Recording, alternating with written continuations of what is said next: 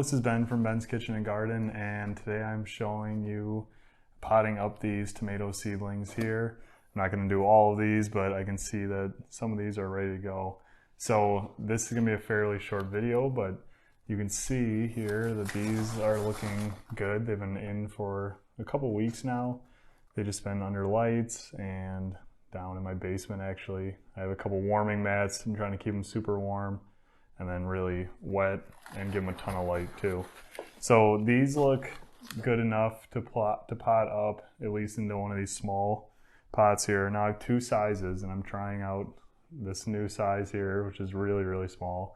This is like a 2 by 2 inch pot here. This is tiny. This would be for like succulents or something like that.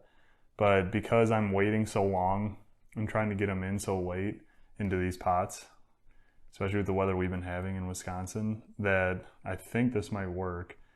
I'll explain why too. The way I do it is to make sure that they're in super far down, but you want to find that balance between the pot being small enough so you're not just dumping a whole bunch of your soil or seed starting mix into it, but also so that it's manageable and you can move it around and give it light and all that. This size is a little bit more conventional for what I'll use. This is supposed to be a 3 by 3 inch pot. I think it's a little bit small. You can see it's got a ton of drainage on the bottom, but this is a really nice size, and then you can see the depth of it too. So when I do tomatoes, you can see that right here compared to the depth of this one is quite a bit smaller. But when I do tomatoes, I always bury them as far down as I possibly can.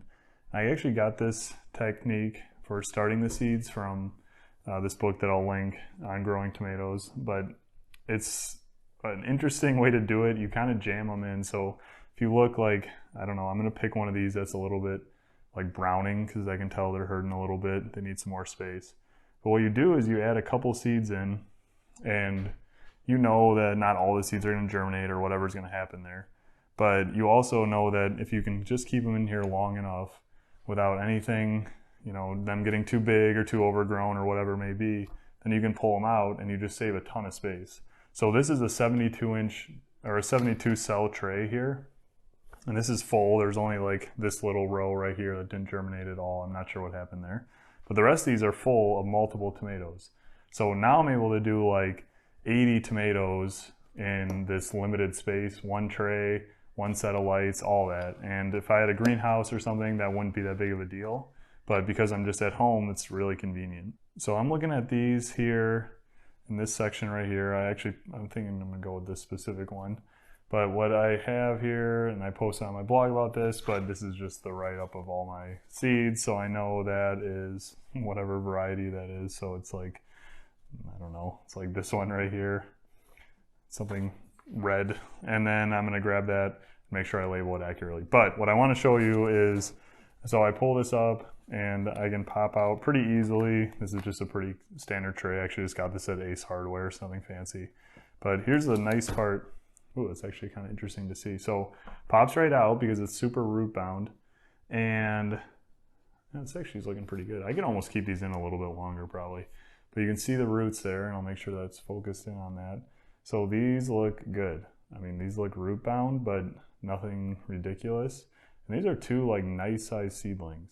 So far I'm feeling pretty good about all these seedlings and the way this has been going. But now that I see this taken out, I can tell that these are looking really healthy. So the one thing here is I can see it's a little bit dry, and that's what happens when it gets really compacted and root bound too. It's hard to keep wet. Okay, so here's this. You can see the kind of the size comparison. Now all these little furry hairs on here that all tomato growers know and love, those are called trichomes, and the trichome will turn into a root.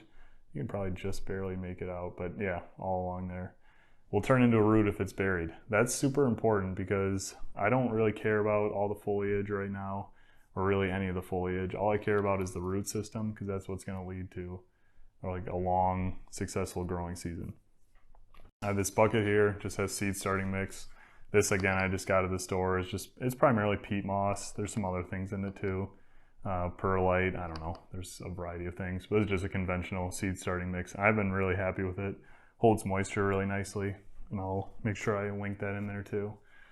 So I'm gonna start with this 3-inch pot here. So what I like to do is I just put a little bit of this down. I'm doing this on my kitchen table because it's freezing and there's a tornado watch in Madison, and not a great day to be outside gardening. But what I'll do is, this is part of this technique here to really jam in those plants and save space. I'll grab it here, and yeah, I'm disturbing some of the roots.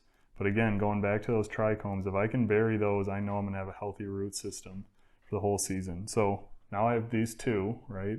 And you can see I got a ton of roots here and a ton of roots here. I'll just set this one aside for now as it's falling apart. I have a little bit of soil down right now, and then I'll put this all the way down in here like this. So now it's completely buried. So all that, sure, it's a little bit, I'm trying to focus here, disappointing that you have this nice tall plant and then it's going to end up being like a ½ an inch tall. But that's the beauty of doing this now, letting those roots establish again. And then I'm going to pat this in, and then having it ready to go in a couple weeks when I plant it out. Because then this, again, this little pot here will be nice and root bound. I'm going to try to get most of that dirt off the top of it too. And then I like to press it down pretty hard here to make sure that it's compacted. Those roots are making contact. All those little hairs there are going to turn into nice strong roots. I'll add a little bit more. So really it's just about that easy. But the big thing is, no matter how you do your seedlings, for tomatoes specifically, you got to make sure that they're buried into that next pot up.